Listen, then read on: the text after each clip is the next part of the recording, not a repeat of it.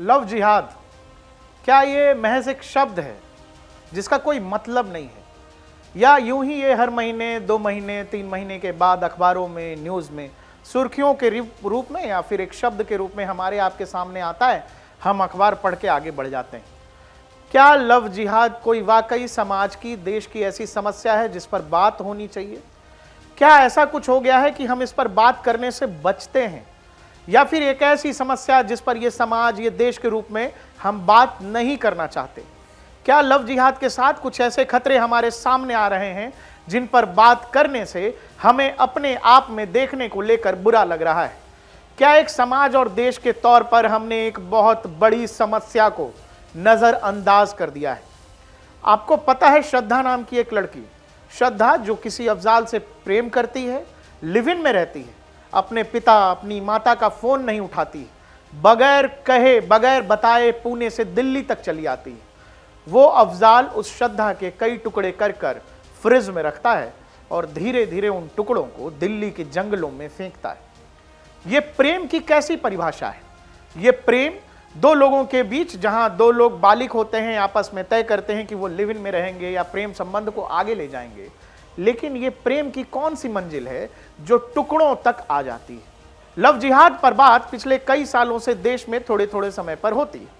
एक political party कहती है जो लव जिहाद जैसी समस्या काफी गंभीर है, जिस पर बात होनी चाहिए, जबकि एक पॉलिटिकल पार्टी का कहना यह है कि जानबूझकर एक समाज, एक धर्म को बदनाम करने की कोशिश है और इसीलिए बार बार एक पॉलिटिकल पार्टी लव जिहाद नाम का शब्द काउंटर प्ले करती है, लोगों के बीच रखती है। कर्नाटका में एक केस हुआ है नेहा नाम की एक लड़की के साथ, जिसको बीच कॉलेज में फयाज नाम का एक युवक लगातार चाकुओं से वार करता है। बाद में नेहा की हॉस्पिटल में मौत हो जाती है। लेकिन कहानी का हिस्सा इससे आगे है। नेहा एक कांग्रेस नेता की बेटी है। नेताजी बड़े कांग्रेसी लीडर हैं कर्नाटक के। कर्नाटक में कांग्रेस की सरकार है। फिर क्या कहिएगा? यहीं से वो दुविधा आ गई जो एक पॉलिटिकल पार्टी को बांधती है। एक पिता बेटी का बाप होने से पहले नेताजी पहले बन जाते हैं। अब वो लाइन नहीं ले पा रहे हैं, वो देश को बता नहीं पा रहे हैं, अपने समाज को बता नहीं पा रहे हैं कि हुआ क्या है। 2 दिन के बाद जब वहां बाकी हिंदू संगठनों ने निकलकर लव जिहाद का मामला छेड़ा, क्योंकि नेहा इस बात से इतना डरी हुई थी, इतना खौफ में थी कि अगर वो फयाज को ना जिस दिन कह देगी, नेहा को इस बात का डर था कि उसके साथ वो होगा जो अभी 2 दिन 3 दिन पहले हुआ। नेहा इस डर की वजह से पिछले 2 महीनों से अपने कॉलेज नहीं जा रही थी। वो फयाज को पहले भी मना कर चुकी थी।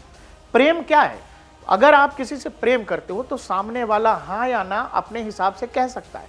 लेकिन ये कौन सा प्रेम है, ये कौन सा इमोशन है जो आपको दूसरे का कत्ल करने को प्रेरित कर देता है, जो दूसरे का सर तन से जुदा करने को प्रेरित कर देता है? नेहा पर चाकुओं से वार बीच कॉलेज में दिन दहाड़े हुए। उसके साथ के लड़के, साथी सब बीच मैदान में देखते रहे। फयाज को कोई रोक नहीं सका। कॉलेज को जो स्टूडेंट नहीं रोक सके, लेकिन नेहा के पिताजी को भी सच बोलने में पूरे 4 दिन का समय लग गया। अब नेहा के पिता जो कांग्रेस के नेता हैं, वो भी बता रहे हैं कि ये लव जिहाद का मामला है। कर्नाटक में कांग्रेस की सरकार है। देश में कांग्रेस और कांग्रेसी नेता लगातार इस समस्या मानते ही नहीं रहे हैं। उनका कहना है कि लव जिहाद जैसी कोई चीज होती नहीं है।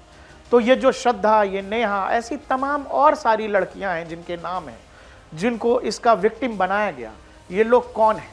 तो क्या लव जिहाद पर बात करने से बचना एक सॉल्यूशन है, या वाकई में लव जिहाद इस देश की बड़ी समस्या बन गया है जिस पे नजर बचाना नहीं, उस पर बात करने की जरूरत है, उस पर क्या कानून भी बनना चाहिए?